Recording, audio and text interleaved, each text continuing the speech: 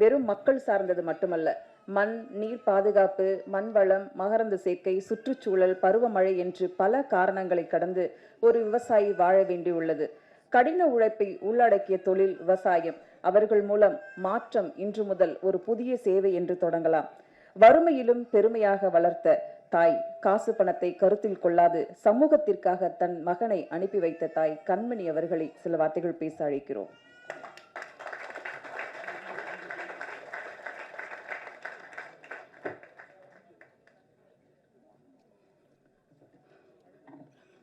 எல்லோருக்கும் வணக்கம். ஓம் ஸ்ரீ ராகவேந்திராய நமக.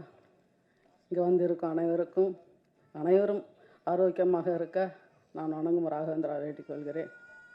ஓம் ஸ்ரீ ராகவேந்திராய நமக. இந்த மாற்றம் எனக்கே தெரியாது.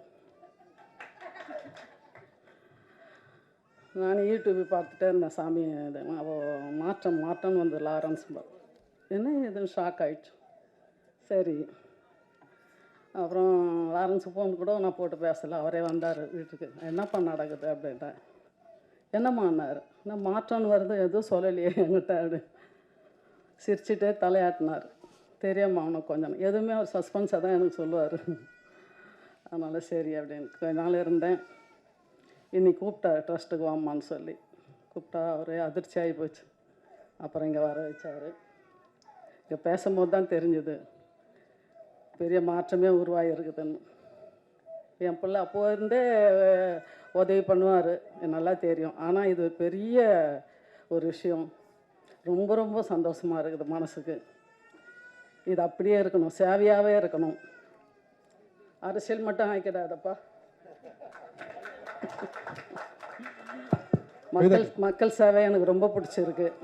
எனக்கு ரொம்ப ஆசை விவசாயிங்கெல்லாம் போய் பார்க்கணும்னு. ஏன்னா ரொம்ப குடிசையிலையும் தகர வீட்லேயும் கஷ்டப்படுறாங்க. அங்கே ரோட்லலாம் இருக்கிறாங்க.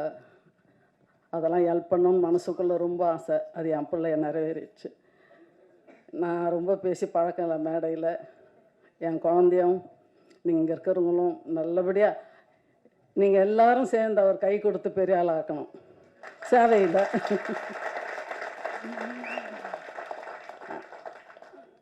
ஏற்கனவே நான் எல்லாருக்கும் போயிட்டு குழந்தைங்க இவர் எல்லாருக்கும் கோயிலாக போய் அர்ச்சனை பண்ணிகிட்டே இருப்பேன். அது மக்கள் நல்லா இருக்கணும். காலையில் எழுந்தவொடனே பூமியை தொட்டு கும்பிடுவேன். பூமி மாதா எல்லாரையும் நல்லா வச்சுக்கோ, மக்களை எல்லாரையும் நல்லா வச்சுக்கணும் அப்படின்னு வணங்குவேன் பூமி. அப்புறம் தான் என் காலை தரையில் வைப்பேன். கட்டில் விட்டு இறங்கும்போது தரையில் காலை வைக்கவே மாட்டேன். குனிஞ்சு கையை வச்சு பூமி மாதாவை வேண்டிப்பேன். அப்புறம் 5 பஞ்சபூதங்களும் எங்களை காக்க வேண்டும், மக்களை காக்க வேண்டும் என்று வேண்டிக் கொள்வேன். அதனால் தெய்வந்தான், சாமியை வணங்குங்க, தெய்வந்தான் நம்மளுக்கு. அவங்கள மறக்கவே கூடாது. அவங்க இருந்தால் நம்ம எல்லாமே நல்லா இருப்போம், நல்லா மேலே வரும். என் குழந்தை இன்னும் தீர்க்காயுசோடு இருந்து எல்லாருக்கும் நல்ல சேவை பண்ணணும்னு ஆசை. இந்த கொரோனா காலத்தில் கொஞ்சம் ஸ்டாப் ஆகியிருந்தது. ரொம்ப கஷ்டமாக இருந்தது எனக்கு.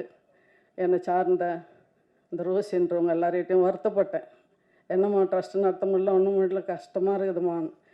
அது மறுபடியும் ஸ்டார்ட் ஆகிடுச்சு நிறைவேறுன்றதுக்காக நான் ரொம்ப ரொம்ப சந்தோஷப்படுறேன். இதுதான் என்னுடைய சந்தோஷம். நன்றி, வணக்கம். நன்றிம்மா.